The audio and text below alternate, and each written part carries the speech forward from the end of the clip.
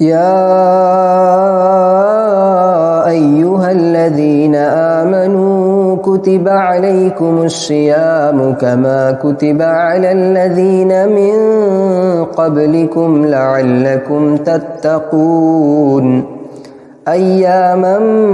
معدودات فمن كان منكم مريضا أو على سفر فعدة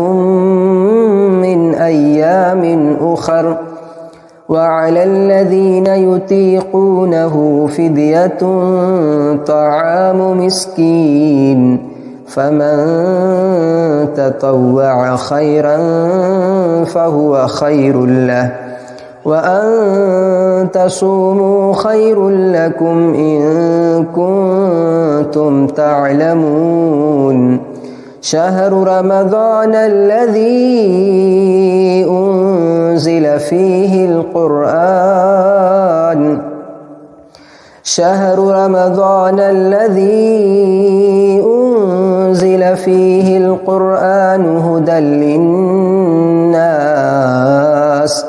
هدى للناس وبينات من الهدى والفرقان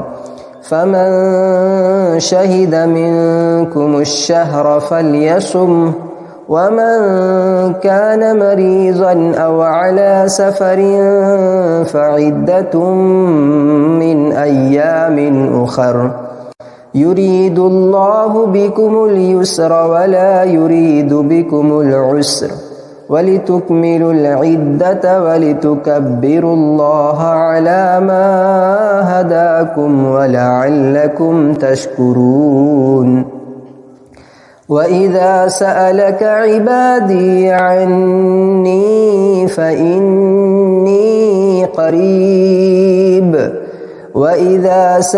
عبادي عني فإني قريب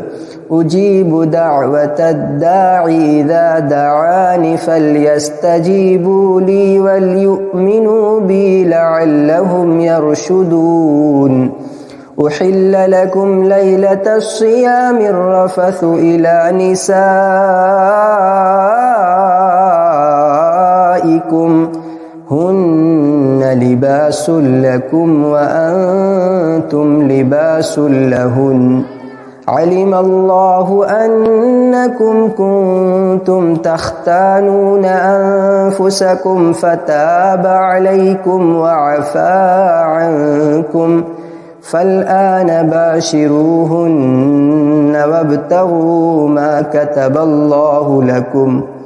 وكلوا واشربوا حتى يتبين لكم الخيط الأبيض من الخيط الأسود من الفجر ثم أتموا الصيام إلى الليل ولا تباشروهن وأنتم عاكفون في المساجد تلك حدود الله فلا تقربوها كذلك يبين الله آياته للناس لعلهم يتقون ولا تأكلوا أموالكم بينكم بالباطل وتدلوا بها إلى الحكام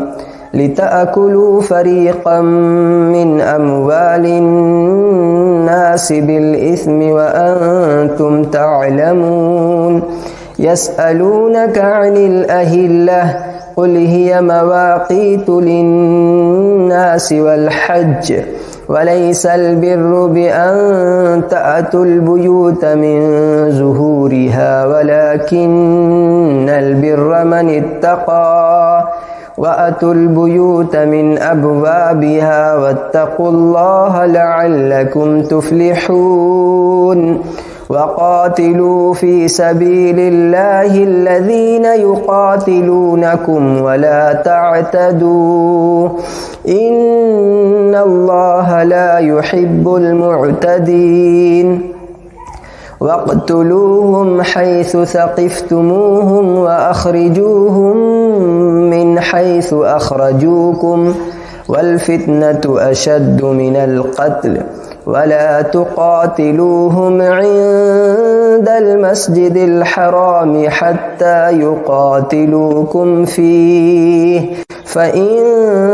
قاتلوكم فاقتلوهم كذلك جزاء الكافرين فإن انتهوا فإن الله غفور رحيم وقاتلوهم حتى لا تكون فتنة ويكون الدين لله فإن انتهوا فلا عدوان إلا على الظالمين الشهر الحرام بالشهر الحرام والحرمات قصاص فمن اعتدى عليكم فاعتدوا عليه بمثل ما اعتدى عليكم واتقوا الله واعلموا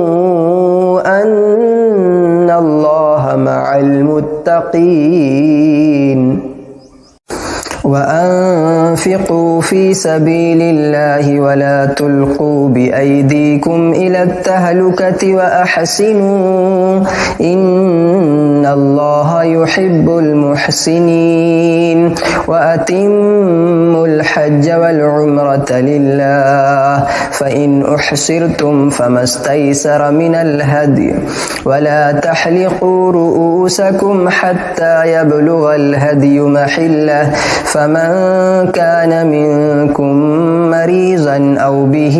أذى من رأسه ففدية من صيام أو صدقة أو نسك فإذا أمنتم فمن تمتع بالعمرة إلى الحج فما استيسر من الهدي فمن لم يجد فصيام 3 أيام في الحج و7 إذا رجعتم تلك 10 كاملة ذلك لمن لم يكن أهله حاضر المسجد الحرام واتقوا الله واعلموا أن الله شديد العقاب الحج أشهر معلومات فمن فرض فيهن الحج فلا رفث ولا فسوق ولا جدال في الحج وما تفعلوا من خير يعلمه الله وتزودوا فإن خير الزاد التقوى واتقون يا أولي الألباب ليس عليكم جناح أن تبتغوا فضلا من ربكم فإذا أفضتم من عرفات فاذكروا الله عند المشعر الحرام واذكروه كما هداكم وإن كنتم من قبله لمن الضالين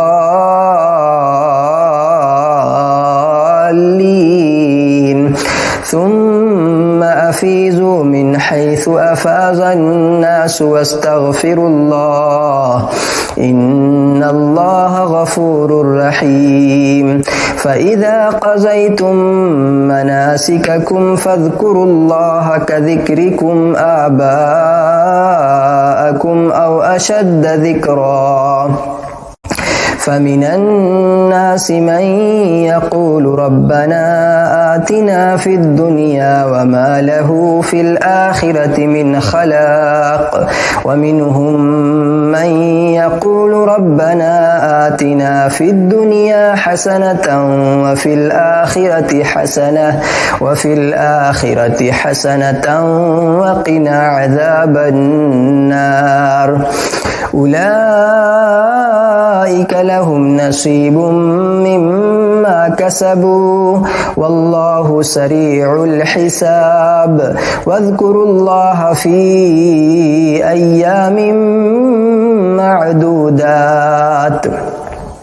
فمن تعجل في يومين فلا إثم عليه ومن تأخر فلا إثم عليه لمن اتقى واتقوا الله واعلموا أنكم إليه تحشرون ومن الناس من يعجبك قوله في الحياة الدنيا ويشهد الله على ما في قلبه وهو ألد الخصام وإذا تولى سعى في الأرض ليفسد فيها ويهلك الحرث والنسل والله لا يحب الفساد وإذا قيل له اتق الله أخذته العزة بالإثم فحسبه جهنم ولبئس المهاد ومن الناس من يشري نفسه ابتغاء مرضات الله والله رؤوف بالعباد يا أيها الذين آمنوا ادخلوا في السلم كافة ولا تتبعوا خطوات الشيطان إنه لكم عدو مبين فإن زللتم من بعد ما جاءتكم البينات فاعلموا أن الله عزيز حكيم هل ينظرون إلا أن يأتيهم الله في ظلل من الغمام والملائكة وقضي الأمر وإلى الله ترجع الأمور سل بني إسرائيل كم آتيناهم من آية بينة ومن يبدل نعمة الله من بعد ما جاءته فإن الله شديد العقاب زين للذين كفروا الحياة الدنيا ويسخرون من الذين آمنوا والذين اتقوا فوقهم يوم القيامة والله يرزق من يشاء بغير حساب كان الناس أمة واحدة فبعث الله النبيين مبشرين ومنذرين وأنزل معهم الكتاب بالحق ليحكم بين الناس فيما اختلفوا فيه وما اختلف فيه إلا الذين أوتوه من بعد ما جاءتهم البينات بغيا بينهم فهدى الله الذين آمنوا لما اختلفوا فيه من الحق بإذنه والله يهدي من يشاء إلى صراط مستقيم